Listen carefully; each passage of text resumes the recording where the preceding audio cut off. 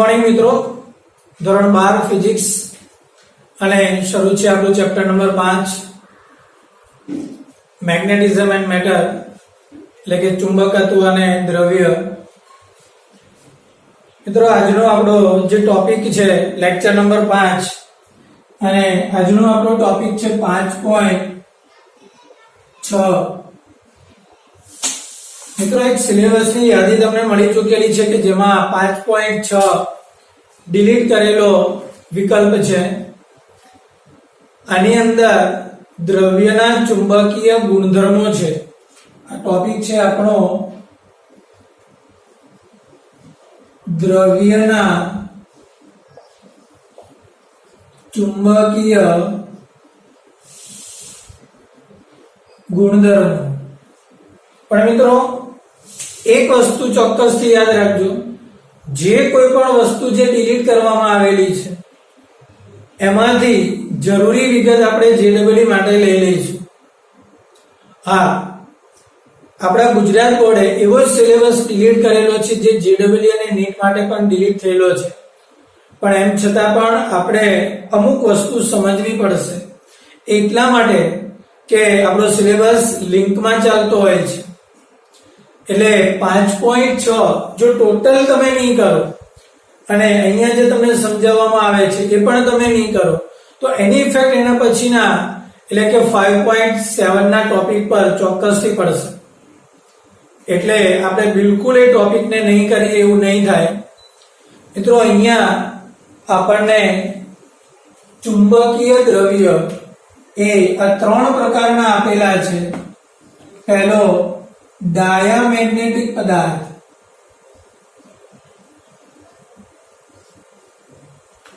બીજો પેરામેગ્નેટિક પદાર્થ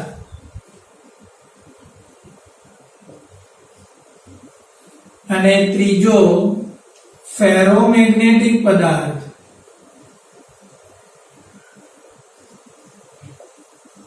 મિત્રો, અહીંયા તમને જણાવી આપું કે આપણે જે કંઈ પણ કામકાજ હાલ કરી રહ્યા છે એ માત્ર ને માત્ર જેડબલઈ અને નીટ માટે કરી રહ્યા છીએ. એટલે અહીંયા જે કંઈ બી બોર્ડ વર્ક થાય છે એ તમારી જેડબલઈ અને નીટ માટેની જે બુક જે તમે બનાવેલી છે તેના થિયરી પોર્શનમાં લખી રહ્યો. પહેલી વાત તો ડાયામેગ્નેટિક, પેરામેગ્નેટિક અને ફેરોમેગ્નેટિક પદાર્થ, આ 3 પદાર્થ એ એવા પદાર્થો છે કે જેમને ચુંબકીય ક્ષેત્રમાં મૂકવામાં આવે તો તેની અંદર મેગ્નેટાઇઝેશનની ઘટના થાય છે. બરાબર છે?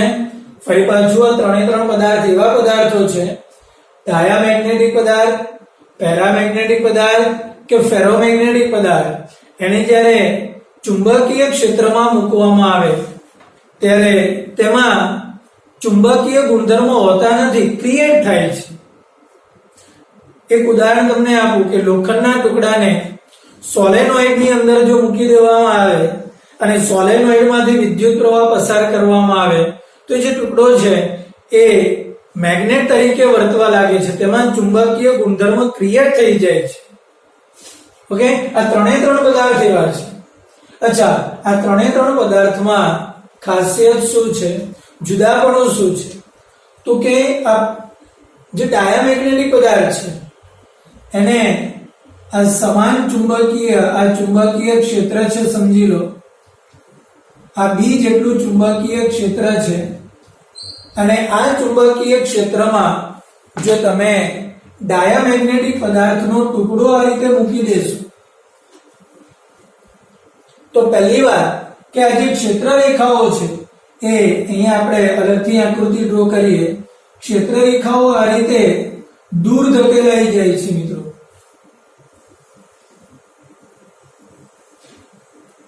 આ પહેલી વાત. શું થશે? ક્ષેત્ર રેખાઓ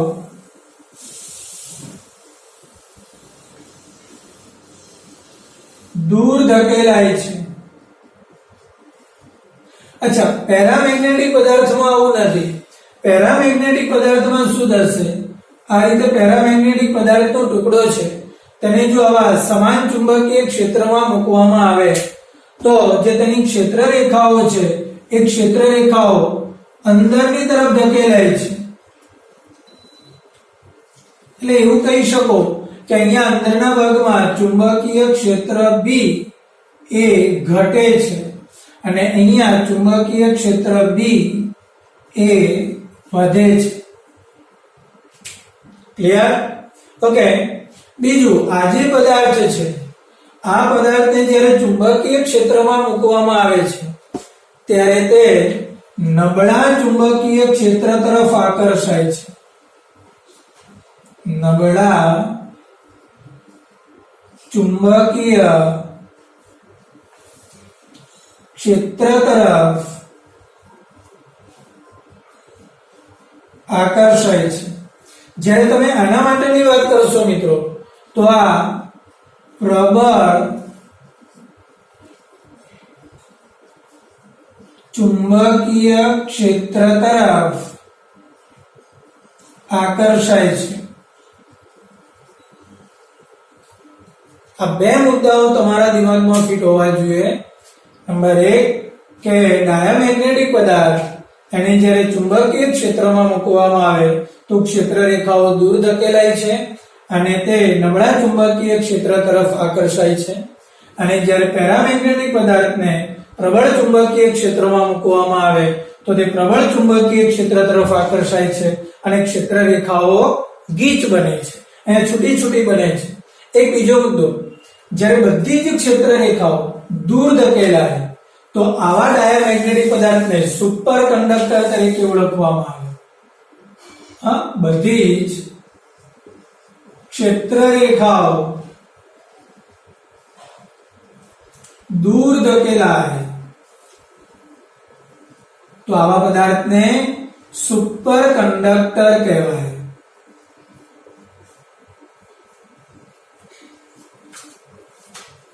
યાદ રાખજો. ઓકે, ચાલો ત્યાર પછી આપણે વાત કરીએ ફેરોમેગ્નેટિક પદાર્થ. મિત્રો, ફેરોમેગ્નેટિક પદાર્થ એક એવી રચના છે કે ફેરોમેગ્નેટિક પદાર્થના આ પ્રમાણેની જે રચના છે એમાં એક નાના નાના એરિયા પાડેલા હોય છે, સૂક્ષ્મ ખંડો હોય છે અને ડોમેન તરીકે ઓળખવામાં આવે. આ જે સૂક્ષ્મ ખંડો છે તેને શું કહેવામાં આવે છે? ડોમેન્સ. અને એ જે ડોમેન્સ છે એ ડોમેન્સના 1 મિલીમીટરના વિસ્તારમાં 1011 પરમાણુઓ રહેલા હોય છે. શું કીધું? આ જે નાના નાના જે ખંડો છે તેને શું કહીશું આપણે? ડોમેન્સ કહીશું. અને આ જે ડોમેન્સ છે તે ડોમેન્સનો વિસ્તાર 1 મિલીમીટરનો હોય છે અને તેમાં 1011 જેટલા પરમાણુઓ રહેલા હોય છે. હવે છે વાત સમજમાં? ઓકે. અને આજે પરમાણુની વાત કરીએ મિત્રો તો એ બધા પરમાણુઓની જે ડાયપોલ્સ છે તે એક જ દિશામાં હોય છે.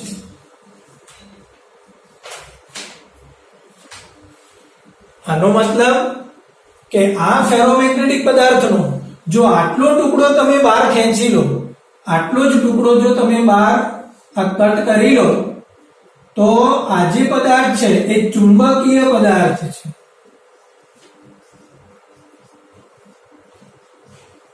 કેમ કે આ બધી જ જે ડાયપોલ્સ છે એક જ દિશામાં છે એટલે બધી જ ડાયપોલ્સનો સરવાળો થાય એટલે આપણને કુલ ચુંબકીય મોમેન્ટ મળી જશે.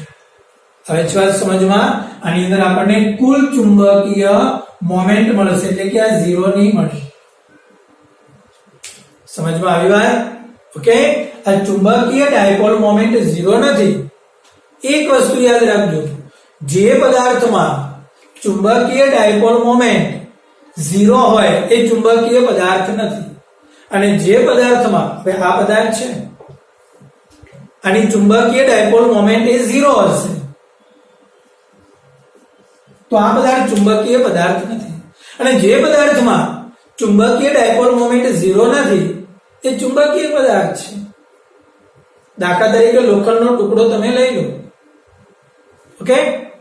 તો જે લોખંડનો ટુકડો છે એ ફેરોમેગ્નેટિક પદાર્થ છે. અચ્છા, હવે એ લોખંડના ટુકડાનો જો તમે ડોમેન લેશો ને તો એમાં m બરાબર 0 નથી. મતલબ કે ચુંબક છે, પણ અહીંયા તમે જુઓ છો આવી ઘણી બધી ડોમેન્સ છે, એ બધી જ ડોમેન તમે જોશો ને મિત્રો તો એ અસ્તવ્યસ્ત ગોઠવાયેલી છે. હવે છે સમજમાં? ઓકે, તો આ જો બધાની એમનો સરવાળો કરો, દાખલા તરીકે આની ડાયપોલ મોમેન્ટ m1 છે, આની ડાયપોલ મોમેન્ટ m2 છે, આની ડાયપોલ મોમેન્ટ m6 છે. મિત્રો બધાની ડાયપોલ મોમેન્ટનો સરવાળો કરો સિગ્મા m તો એ 0 થશે. તો આખા પદાર્થ માટે આખો પદાર્થ એ ચુંબકત્વ નથી, આખા પદાર્થમાં ચુંબકત્વ નથી, પણ એ પદાર્થનો જો ડોમેનનો ટુકડો લેવામાં આવે તો એમાં ચુંબકત્વ છે. હવે છે વાત સમજમાં? આખા પદાર્થમાં ચુંબકત્વ નથી, કેમ કે જેટલા પણ ડોમેન છે ને એ બધા જ ડોમેનમાં ચુંબકત્વ છે અને બધાની મોમેન્ટ છે, પણ એ બધાની મોમેન્ટનો જો સરવાળો કરવામાં આવે તો એ સરવાળો શૂન્ય થાય છે, મતલબ કે પદાર્થમાં ચુંબકત્વ નથી. ક્લિયર? આ વાત થઈ છે ફેરોમેગ્નેટિક પદાર્થની. ઓકે, આ ફેરોમેગ્નેટિક પદાર્થને પણ જો ચુંબકીય ક્ષેત્રમાં મૂકવામાં આવે તો એ નબળા ચુંબકીય ક્ષેત્ર તરફ આકર્ષાય છે. ઓકે, હવે જો આ પદાર્થને એટલે કે ફેરોમેગ્નેટિક પદાર્થને તમે ચુંબકીય ક્ષેત્રમાં જ્યારે મૂકી દો છો, આ ફેરોમેગ્નેટિક પદાર્થને જ્યારે ચુંબકીય ક્ષેત્રમાં મૂકવામાં આવે છે ત્યારે શું થાય છે? મિત્રો ધારી લો કે મારી પાસે એક સોલેનોઇડ નો ટુકડો છે. ઓકે, અને આ સોલેનોઇડ ના ટુકડામાં આ વાહક તાર છે. હવે જો હું આમાંથી વિદ્યુત પ્રવાહ પસાર કરું I, અને આ સોલેનોઇડ ની અંદર હું એક ફેરોમેગ્નેટિક પદાર્થનો ટુકડો મૂકું છું. આ ફેરોમેગ્નેટિક પદાર્થ છે, આ સોલેનોઇડ છે. ઓકે, અને તેમાંથી વિદ્યુત પ્રવાહ પસાર કરીશ તો આ જે ફેરોમેગ્નેટિક પદાર્થનો જે ટુકડો છે એમાં આ ડોમેન બંધારણ ધીરે ધીરે તૂટવા લાગી જશે. જેમ જેમ હું વિદ્યુત પ્રવાહ પસાર કરીશ ને તેમ તેમ આ ડોમેન બંધારણ તૂટવા લાગી જશે.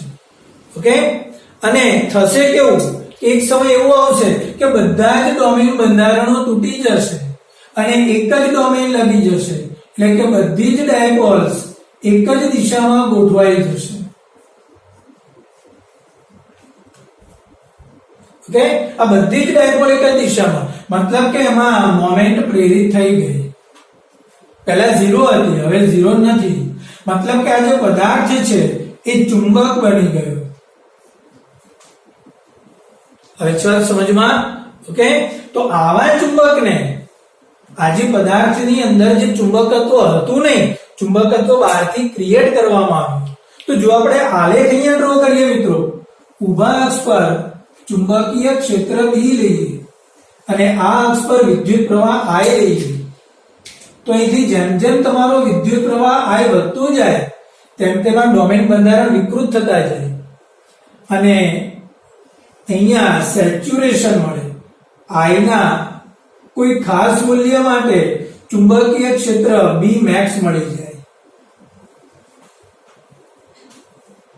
ઓકે, હવે જો તમે પ્રવાહને પાછો ખેંચો, પ્રવાહ ધીરે ધીરે ઘટાડતા જાઓ તો પ્રવાહનું મૂલ્ય ઘટશે, તો આ ચુંબકીય ક્ષેત્ર પણ ઘટશે, પણ આ રીતે ઘટે છે.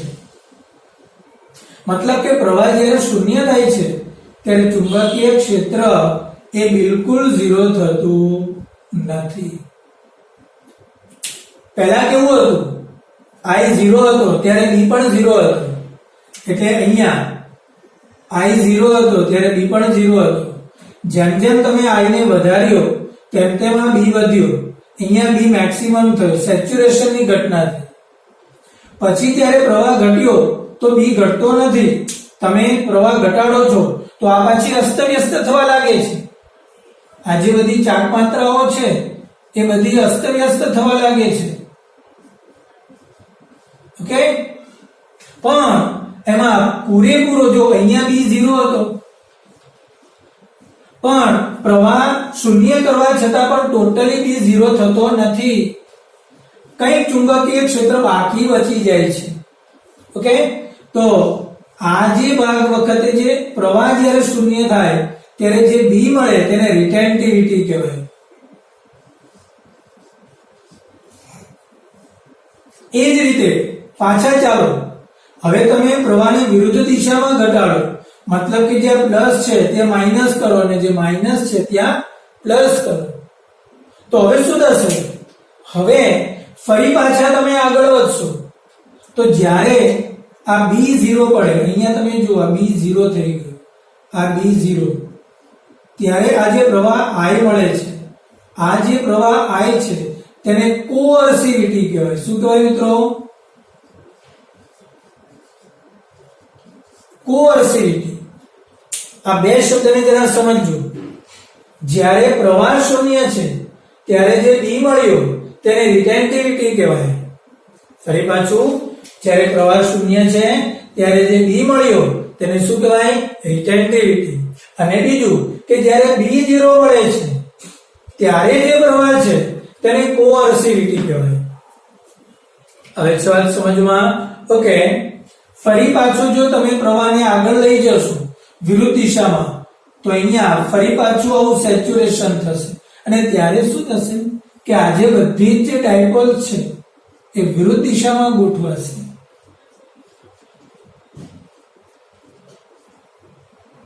મતલબ વિરુદ્ધ દિશામાં ગોઠવાશે એટલે આ વખતે જે છેડો n ને s હતો તો આ વખતે n છેડો s બની જશે અને s છેડો n બની જશે.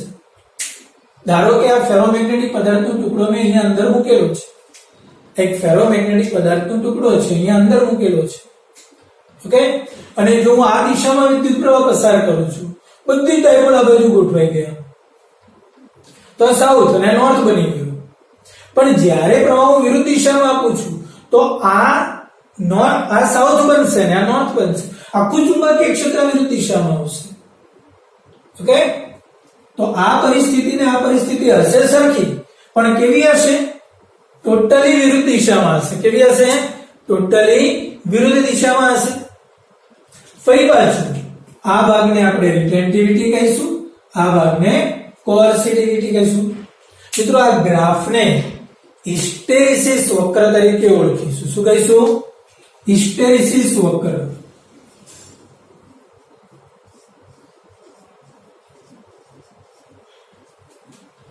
હવે છે વાત સમજમાં.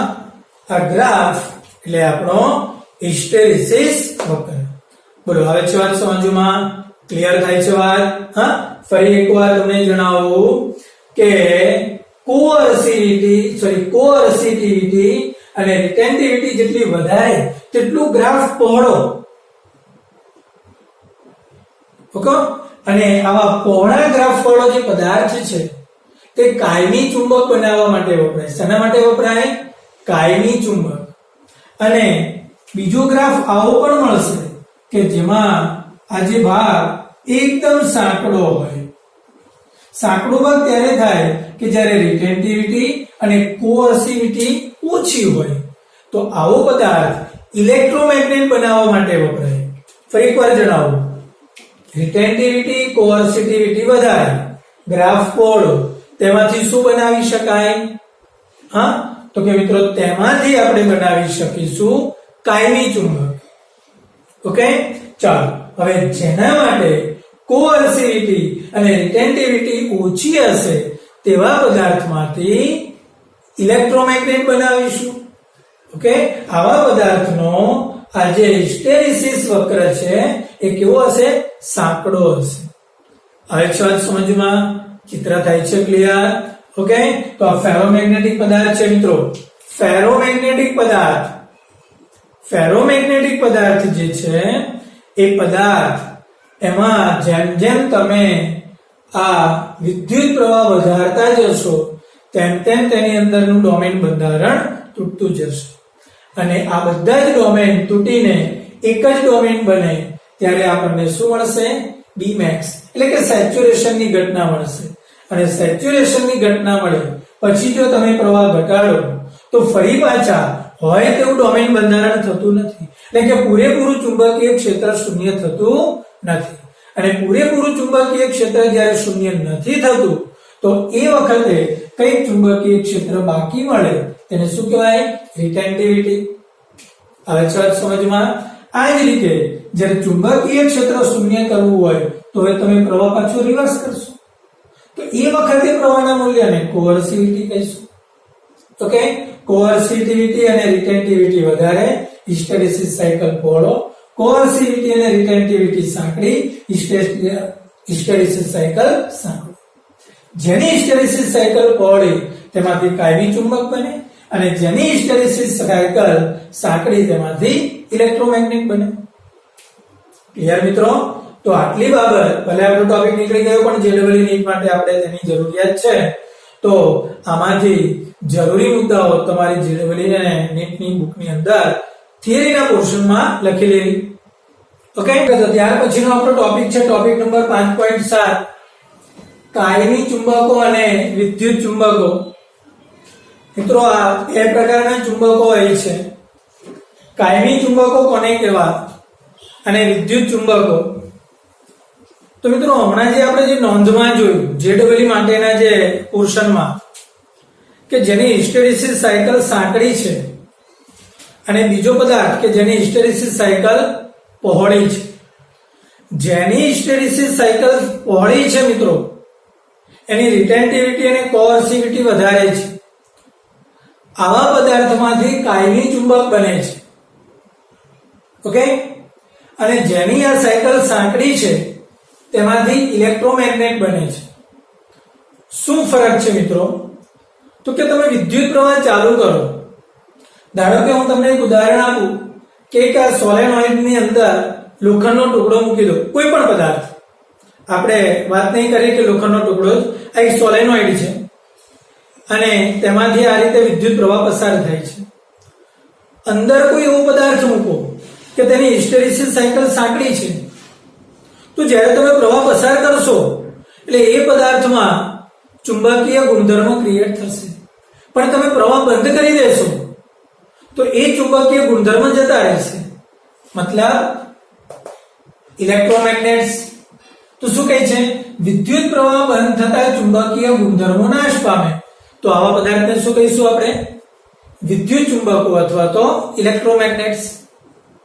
એક તમને ઉદાહરણ આપું, વિદ્યુત બેલ. આપણી ઘરે જે ઘંટડી હોય છે દરવાજા પર મૂકવામાં આવેલી, તમે સ્વિચ દબાવો છો એટલે બેલ રણકે છે, પણ સ્વિચ જેવી બંધ કરો છો બેલ રણકતો બંધ થઈ જાય છે.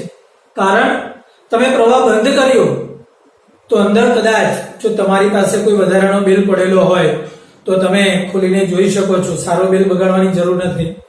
તો વિદ્યુત પ્રવાહ જે બંધ થાય એટલે અંદર ચુંબકીય ક્ષેત્ર જતું રહી છે, ઇલેક્ટ્રોમેગ્નેટિક ફિલ્ડ ત્યાંથી જતું રહી છે, બેલ રણકતો બંધ થઈ જાય છે. ઓકે, આવું જ તમારા ફોનના રિસીવરમાં પણ છે. ઓકે, લાઈટ જ્યારે નથી હોતી ત્યારે ફોન શરૂ નથી થતા. સાદા ડબ્બા ફોનની વાત કરું છું, ડાયલ ફોન. ઓકે, તો એ ફોનમાં પણ તમારે વીજળીની જરૂર એટલા માટે જ છે. તો મતલબ કે આવા જે પદાર્થ છે ઓકે તેના માટે પરમિએબિલિટી વધુ હોય છે. એમસીક્યુ માટે ખાસા મુદ્દો યાદ રાખજો. પરમિએબિલિટી એટલે કે મ્યુ નું મૂલ્ય ઊંચું હોય છે, રિટેન્ટિવિટી એ ઓછી હોય છે અને હિસ્ટેરેસિસ સાયકલ તેની સાંકડી હોય છે. કોની વાત કરું છું મિત્રો? વિદ્યુત ચુંબકોની. ઓકે, આવા પદાર્થની અંદર અહીંયા તમે સ્પષ્ટ લખ્યું છે કે સોલેનોઇડમાં નરમ લોખંડ મૂકી વિદ્યુત પ્રવાહ પસાર કરતા 1000 ગણું ચુંબકત્વ મળે છે. તમે વિદ્યુત પ્રવાહ પસાર કરો ને ખૂબ જ મોટું ચુંબકત્વ અંદરથી આપણને મળી જાય. પણ જેવો તમે વિદ્યુત પ્રવાહ બંધ કરો છો એટલે ચુંબકત્વ તેનું નાશ પામે છે.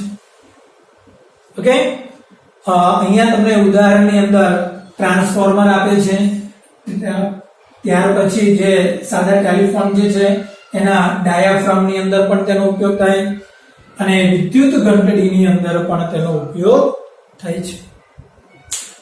ઓકે મિત્રો, આ તો એક નાના ઇલેક્ટ્રોમેગ્નેટ થયા.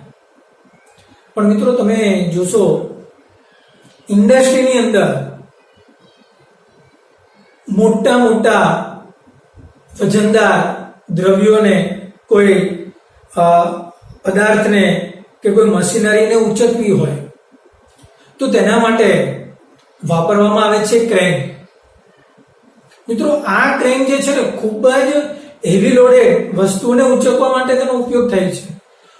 તો તેમાં કેવું હોય છે કે વિદ્યુત પ્રવાહ ચાલુ કરો એટલે જબરજસ્ત મેગ્નેટિક ફિલ્ડ ઉત્પન્ન થશે અને વજનદાર વસ્તુને પકડીને ઉચકીને મૂકી દેશે. જેવો વિદ્યુત પ્રવાહ બંધ થઈ જશે એટલે મેગ્નેટિક ફિલ્ડ બંધ થઈ જશે, વસ્તુ નીચે મુકાઈ જશે. તેને પકડવાની કે છોડવાની પણ જરૂર નથી પડતી. એટલે આપણે એવું કહી છે કે મોટા ઇલેક્ટ્રોમેગ્નેટ એ મોટી ક્રેનમાં વપરાય છે. ખૂબ જ વજનદાર વસ્તુઓને ઇન્ડસ્ટ્રીની અંદર ટ્રાન્સફર કરવા માટે હેવી લોડેડ જે ક્રેન વપરાય છે તેમાં એ મોટા ઇલેક્ટ્રોમેગ્નેટ વપરાય છે. મોટા મૂલ્યનું વિદ્યુત પ્રવાહ તેમાંથી પસાર કરી મોટા મૂલ્યનું ચુંબકીય ક્ષેત્ર ક્રિએટ કરી અને હેવી જે વજનદાર વસ્તુઓ છે તેને ઉચકવા માટેની ક્રેનમાં તેનો ઉપયોગ થાય છે. ઓકે મિત્રો, આવા જે વિદ્યુત ચુંબકો છે તેના માટે વિદ્યુત અવરોધકતા વધારે હોવી જોઈએ. એમસીક્યુ માટેનો મુદ્દો છે. વિદ્યુત અવરોધકતાનું મૂલ્ય એ વધારે કેમ હોવી જોઈએ? તેનું કારણ છે છઠ્ઠા ચેપ્ટરમાં એક શબ્દ આવે છે ઘુમરી પ્રવાહ. આ જે ઘુમરી પ્રવાહ છે ને એ એક પ્રકારનો ઉર્જાનો વ્યય કરતો પ્રવાહ છે. અત્યારે નહીં સમજાય, શબ્દ તમે ખાલી એટલું ધ્યાનમાં રાખો કે જેવી રીતે ખેતરમાં પાકની સાથે જે નિંદામણ ઉત્પન્ન થાય છે તેવી રીતે ઘણી ઇલેક્ટ્રોનિક રચનાઓમાં આ ઘુમરી પ્રવાહ એ ઉર્જાનો વ્યય કરે છે. આ ઉર્જાનો વ્યય ઓછો થાય તેના માટે અવરોધકતા વધારે રાખવામાં આવે છે. આ કેવા દ્રવ્યની વાત કરી મેં? વિદ્યુત ચુંબકો બનાવવા માટે.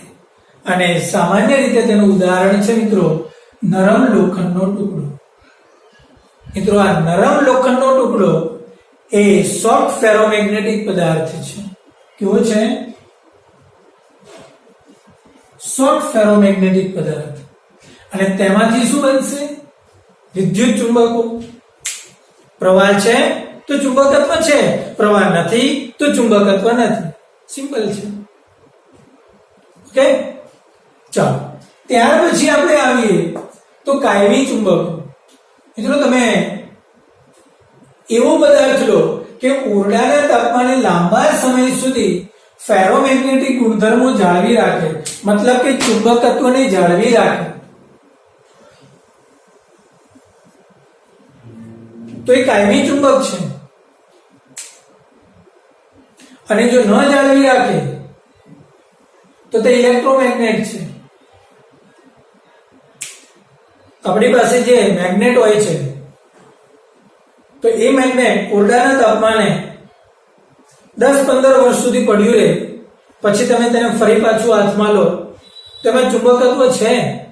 તો એ ઓરડાના તાપમાને તેમાં ફેરોમેગ્નેટિક ગુણધર્મ લાંબા સમય સુધી જળવાઈ રહે. એમાં ચુંબકત્વ લાંબા સમય સુધી જળવાઈ રહે. તો મિત્રો આ પદાર્થ કાયમી ચુંબક છે. ઓકે, એક બીજું તમને ઉદાહરણ આપું. આવો કાયમી ચુંબક બનાવવો હોય તો એક તમને ઉદાહરણ આપું છું કે લોખંડનો ટુકડો લઈ લો, એને એક જ દિશામાં જકડી રાખો અને એક બીજા મેગ્નેટને તેના ઉપર સતત આ રીતે ઘસો એક જ દિશામાં. આ તમે કરી શકો છો. એક પતરી લો, બ્લેડ, અને એક મેગ્નેટ લો. સમજી લો કે આ પતરી છે. એક મેગ્નેટનો ટુકડો લો, તેને તમે એક જ દિશામાં આ રીતે ઘસો. જો મિત્રો આમ નથી ઘસવાનું, આમ તમે આમ જાઓ પાછા આવો એમ નહીં, એક જ દિશામાં જાઓ. આમ સતત ઘસો તો જે પતરી છે ને એમાં મેગ્નેટિક ફિલ્ડ ક્રિએટ થઈ જશે. પતરી એ ચુંબક બની જશે. તો એ કાયમી ચુંબક બને છે. એ શું કહે છે? લોખંડના ટુકડાને એક જ દિશામાં જકડી રાખીને તેના પર મેગ્નેટને એક જ દિશામાં સતત ઘસવામાં આવે તો એ લોખંડનો ટુકડો કાયમી ચુંબક બની જાય છે. આવું એક બીજું ઉદાહરણ, તમે લોખંડના ટુકડાને સોલેનોઇડમાં મૂકી દો. શું કહે છે? લોખંડના ટુકડાને સોલેનોઇડમાં મૂકી દો આની જેમ, અને તેમાંથી વિદ્યુત પ્રવાહ પસાર કરો. અને આ જે લોખંડનો ટુકડો એ આ નથી લેવાનો, નરમ લોખંડનો ટુકડો નથી લેવાનો, સાદો લોખંડનો ટુકડો, અને તેમાંથી વિદ્યુત પ્રવાહ પસાર કરો તમે, તો તેમાંથી ચુંબકીય ક્ષેત્ર મળશે. મોટા મૂલ્યનો વિદ્યુત પ્રવાહ પસાર કરો. અચ્છા, એ વિદ્યુત પ્રવાહ બંધ કરી દેશો તો તેમાં ચુંબકીય ક્ષેત્ર બાકી રહી જશે, કેમ કે તેની રિટેન્ટિવિટી કેવી હશે? વધારે હશે. કોઅર્સિવિટી અને રિટેન્ટિવિટી અહીંયા જો આપણે લખીએ છીએ કે તેની હિસ્ટેરેસિસ સાયકલ પહોળી હશે. અચ્છા, આ પદાર્થની હિસ્ટેરેસિસ સાયકલ સાંકડી હશે, આની હિસ્ટેરેસિસ સાયકલ પહોળી હશે. આની રિટેન્ટિવિટી પણ વધારે હશે, આની રિટેન્ટિવિટી ઓછી હશે. આની કોઅર્સિવિટી પણ વધારે હશે, આની કોઅર્સિવિટી ઓછી હશે. તફાવત પૂછાય, ફરી પાછું જણાવો. હિસ્ટેરેસિસ સાયકલ પહોળી, હિસ્ટેરેસિસ સાયકલ સાંકડી, રિટેન્ટિવિટી વધારે, રિટેન્ટિવિટી ઓછી, કોઅર્સિવિટી વધારે, કોઅર્સિવિટી ઓછી. આના માટે સાદો લોખંડનો ટુકડો, આના માટે નરમ લોખંડનો ટુકડો. વિદ્યુત પ્રવાહ પસાર કરો પછી બંધ કરો તો પણ ચુંબકીય ક્ષેત્ર બાકી બચે છે. વિદ્યુત પ્રવાહ પસાર કરો, ચુંબકીય ક્ષેત્ર બંધ કરો તો વિદ્યુત પ્રવાહ બંધ કરો તો ચુંબકીય ક્ષેત્ર જતું રહે છે. લાંબા સમય સુધી ચુંબકીય ક્ષેત્ર બચે છે. આમાં વિદ્યુત પ્રવાહ નહીં તો ચુંબકીય ક્ષેત્ર પણ મળતું નથી. અચ્છા, એક મુદ્દો છે, કોઅર્સિવિટી પણ વધારે. એમસીક્યુ માં પૂછાય કે કોઅર્સિવિટી વધારે હોવાથી શું થાય? મિત્રો, તમારી પાસે મેગ્નેટ હોય, મેગ્નેટ પડે, નાના ધોરણમાં આવતું હતું કે ચુંબકનું ચુંબકત્વ નાશ ક્યારે પામે? ચુંબક ગરમ થાય, ચુંબક પડી જાય, અથડાયા કરે, સજાતીય ધ્રુવોને સામસામે રાખવામાં આવે, ઓકે, વિરુદ્ધ ચુંબકીય ક્ષેત્રમાં સતત તમે રાખો, આ બધું કરવામાં આવે તો તેનું ચુંબકત્વ નાશ પામે. અને એ નાશ ન પામવા દેવું હોય તો તેની કોઅર્સિવિટી વધારે હોવી જોઈએ. એટલે એવું કહે છે કે કાયમી ચુંબકોની કોઅર્સિવિટી વધારે છે. આથી બાહ્ય ભંગાણ થવાથી એટલે કે તાપમાન વધે, અથડાય કે એવી કોઈ પણ ઘટનાઓ થાય તો પણ તેનું ચુંબકત્વ એ નાશ પામતું નથી. આવી વાત સમજમાં? આવા પદાર્થનું ઉદાહરણ છે એલ્નિકો, કોબાલ્ટ, સ્ટીલ અને ટિકોનાલ. ઓકે, ફરી પાછું કોબાલ્ટ, સ્ટીલ, ટિકોનાલ અને એલ્નિકો. ક્લિયર? અચ્છા, એક બીજી બાબત, તમારે લોખંડમાંથી મેગ્નેટ બનાવવું છે તો એક તો તમે શું કરશો? લોખંડના ટુકડાને જકડી રાખો, મેગ્નેટને ઘસો. અચ્છા, એમ નથી કરવું તો એક આ પણ ઉપાય છે. લોખંડના ટુકડાને ઉત્તર દક્ષિણ દિશામાં જકડી રાખો. એક લોખંડનો ટુકડો, તેને ઉત્તર દક્ષિણ દિશામાં જકડી રાખો અને સતત તેને ટીપવામાં આવે. એક જ દિશામાં જકડી રાખીને તેને ટીપવામાં આવે તો ઉત્તર દિશામાં જકડેલો છેડો ઉત્તર ધ્રુવ અને દક્ષિણ દિશામાં જકડેલો છેડો દક્ષિણ ધ્રુવ બની જશે, આખો મેગ્નેટ બની જશે. આ પણ રીત છે. પછી લોખંડના ટુકડાને એક જ દિશામાં રાખીને બીજા મેગ્નેટને તેના ઉપર ઘસવાની, આ પણ બીજી રીત છે. ત્રીજી રીત, લોખંડના ટુકડાને સોલેનોઇડમાં મૂકી મોટા મૂલ્યનો વિદ્યુત પ્રવાહ પસાર કરવો, આ પણ એક ત્રીજી રીત છે. આ બધી મિત્રો કાયમી ચુંબકો બનાવવા માટેની રીત છે. હવે વાત સમજમાં? ઓકે, તો આ થયા આપણા કાયમી ચુંબકો અને ઇલેક્ટ્રોમેગ્નેટ્સ. શબ્દો પરથી સમજમાં આવી જાય તેવી વાત છે કે લાંબા સમય સુધી ચુંબકીય ક્ષેત્ર મળે છે અને વિદ્યુત પ્રવાહ બંધ થાય એટલે ચુંબકીય ક્ષેત્ર પણ બંધ થાય છે. ઠીક છે મિત્રો, તો આ સાથે આપણે ચેપ્ટર નંબર 5 ની થિયરીઓ અહીંયા પૂરી થઈ. ઓકે, અને આજનો લેક્ચર પણ આપણે અહીંયા સુધી રાખીએ. નેક્સ્ટ લેક્ચર આપણે દાખલાઓના પોર્શનથી શરૂ કરીશું. ઓકે.